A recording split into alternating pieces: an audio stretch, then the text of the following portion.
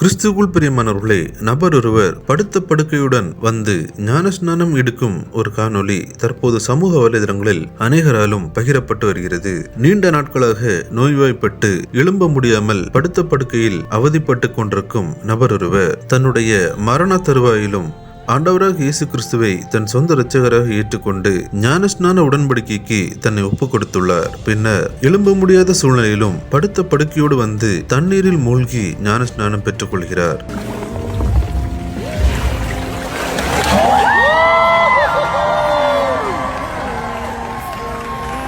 இந்த அருமையான காட்சிகள் அனைவரையும் நெகிழ்ச்சியடைய செய்வது மட்டுமல்லாமல் பரலோகம் செல்வதற்கு பரிசுத்த வேதாகமம் கூறும் மூழ்கி ஞான ஸ்நானம் மிக அவசியம் என்பதையும் நமக்கு மிக தெளிவாக உணர்த்துகிறது.